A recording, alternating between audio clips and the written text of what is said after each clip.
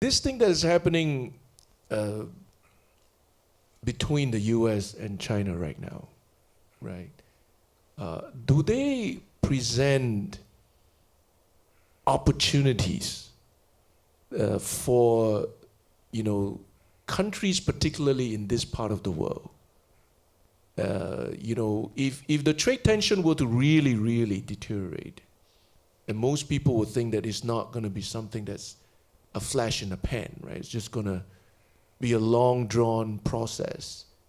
And if you were an investor and you're thinking, look, I'm not talking about investors in the equities per se. I mean, investors who are thinking about, how do I want to do business in this region, right?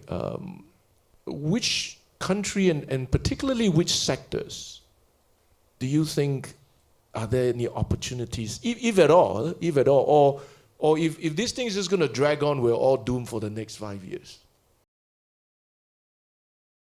And I have to be very careful how I answer it because I do have a lot of information firsthand from my clients. So I do have an insight about how some of the best minds in Singapore are approaching this.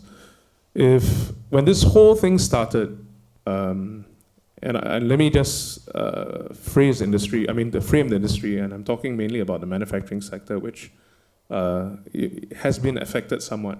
They were like, this is fleeting, there's no way this can be a drawn-out process. A couple of months passed, and there were more and more investor questions as to what are you guys doing, right?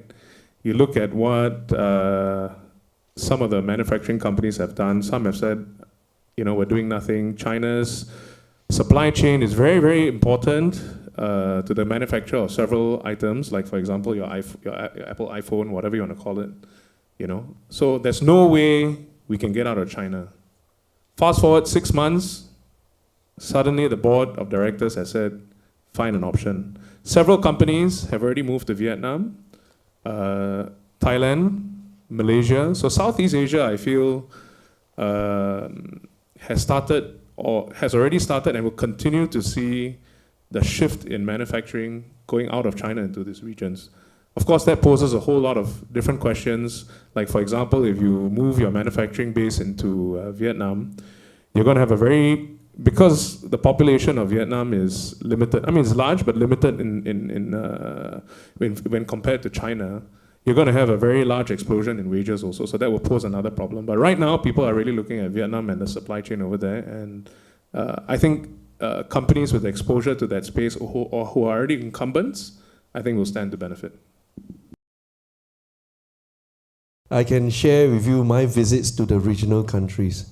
So in Vietnam, I visited about 7 times last year. Our blockchain partner is based there. And what you observe, so when you visit the country, I do very simple observations. Are there queues at the retail outlets? People carrying mobile phones? Are they gathering together in big groups?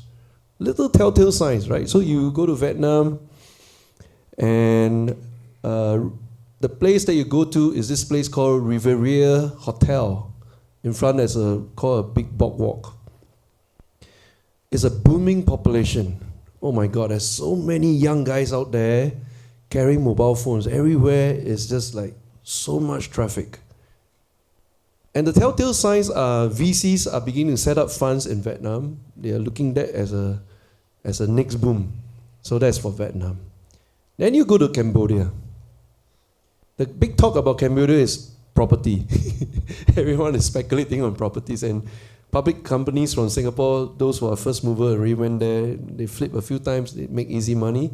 And because they are attracting the Chinese firms to snap up prime properties within Phnom Penh. And you all start from the casino Naga City, and you spread around a radius about 10, 20 kilometers, and outwards will be the agricultural land.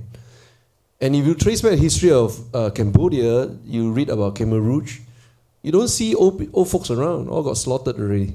You see young people, lots of young people again. And of course, there's a big divide. So you go there, you want to do business, which Hun Seng family you want to talk to, so that's the norm there. Again, great opportunities.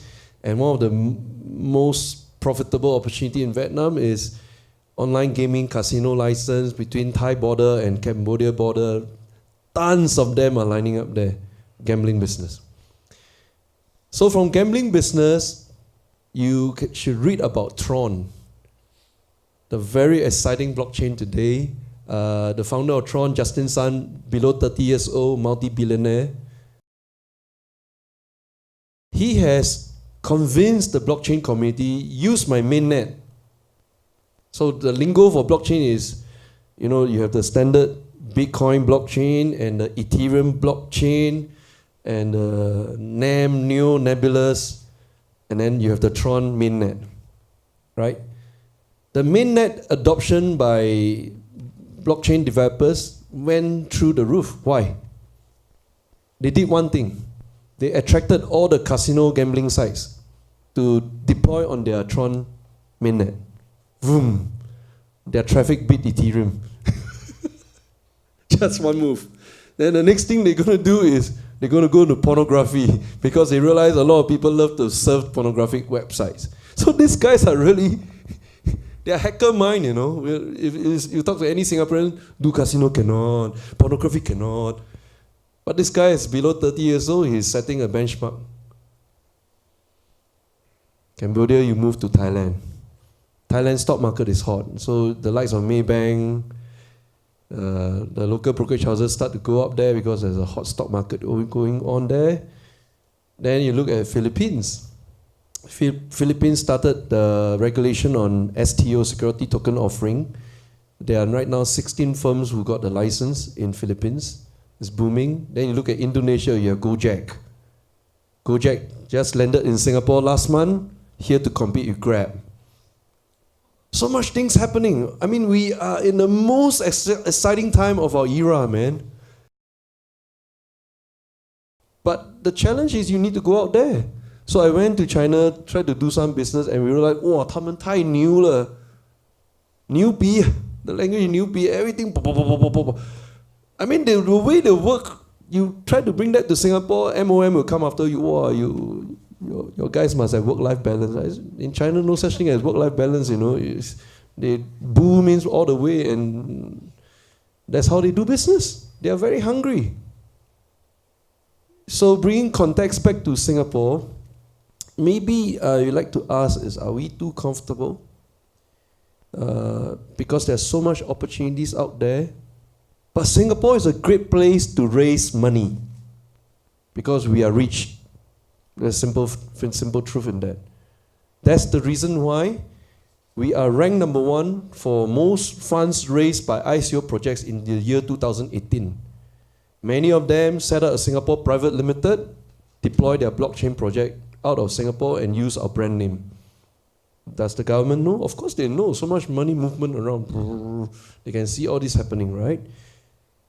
So where is your focus and where is our focus today? And that is how Kamal answered it.